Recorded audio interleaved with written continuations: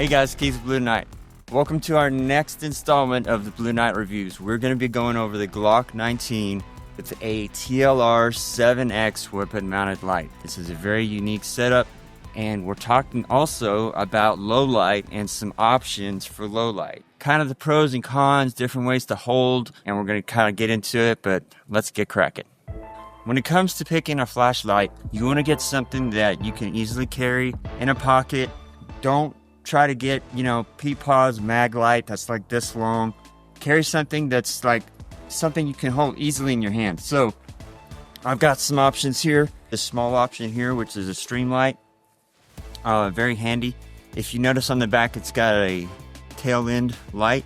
I've also got another stream light. It's got two options. You've got one on the tail cap here and then one on the side. And then we also have our Saber pepper light, which we're going to be talking about in another video. And this one also has its button on the side right here too. What we're going to do now is we're going to talk about the different ways of holding this, and we're also going to talk about the weapon mounted light on the TLR. Let's get into this and we'll talk a little bit more. So the first one I'm going to show you is what's known as the ice pick or the modified FBI. This allows you to kind of get your light into certain structures, get past certain structures. As always, I always recommend that anytime you're shooting, you want to have a stable shooting platform, which means you need to have both hands on your gun. If I have a flashlight in one hand and a pistol in another hand, I'm not going to have as stable as a shooting platform as I would if I had both hands on my gun. However, if you're in a low light situation and you're needing to use this, this is how it's basically going to look. From here, my pistol is going to be forward and I'm going to have my light up. That light is going to go directly onto the target as I'm up here. And you can have it from here, you can have it out to here. Again, the benefit to this is to try to reach around certain things so you can see as you work in. So this one's going to be the neck index or the temple. So the way this works, again, you want one that's going to have a button off to the side. And you're going to basically have your pistol pointed forward, and it's either going to be here up by your temple or here by your neck. The way the neck index or the temple index works is you're either going to have it right up here or you're going to have it here. And what you're illuminating is effectively the back part of the pistol. So if you don't have high-vis sights on your pistol or tritium sights that can kind of glow in the dark, this would illuminate your sights on the back part of the pistol so you can see and get your sight picture sight alignment a little bit better. The next option is what's known as the Harries. And the way the Harries works, you're going to need one that's going to have kind of a tail cap button on the back. So what you're going to do with this one is you're actually going to take your hand and you're going to go underneath and up. It's going to look like this. And whenever you have your pistol forward, you've also got your light forward towards your intended target. It is a better option because you have a little bit more of a platform as you do as opposed to the modified FBI. But keep in mind too, it's not near as stable as it would be if you had both your hands on your gun. So let's go to the next one. So now we're going to talk about the Ayub. Ayub is a unique one. It starts to get a little bit closer to more having both of your hands on the pistol. You're going to do this with the side-mounted button.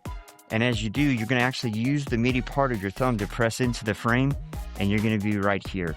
It is a little bit more stable than some of the other light options, but you still have that illumination forward towards the target where you need it.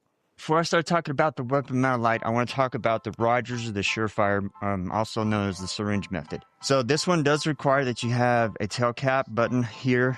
So you're going to kind of effectively hold it right here like this, and you're going to come in and you're going to have it here.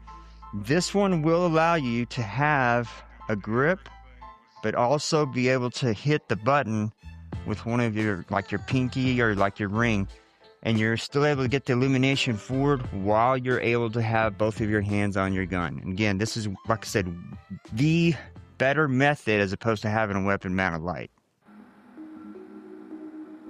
All right, so we are just before sunrise.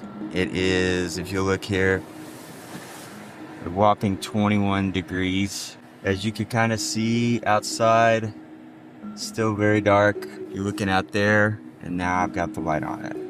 Let's get out there, throw some rounds in the dark, and let's see how we do this. We'll see you guys out there. All right, you ready? Ready.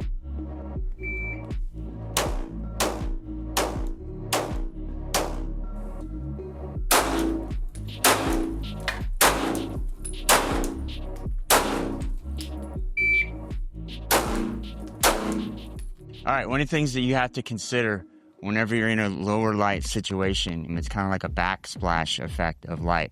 If I'm here and I hit this light, you're gonna see how clearly you can see me just because it's kind of reflecting off of the surface. The other thing that you need to be mindful of too is what's known as silhouetting. If there is a light behind me, as you can see, you have a figure in front of you that's backlit. And so you have to be very careful where your light source is anytime you're moving in kind of a lower light or no light situation. Having a weapon mounted light is always going to be my top recommendation. The reason for this is because not only do you have a full and stabilized grip across the weapon, but you have a much more stable shooting platform and have the ability to quickly access and manipulate a light that can illuminate the front part of the weapon as you place accurate shots towards your target. All right, guys, so we've opted to do the outro inside the truck since we've been freezing for most of the morning.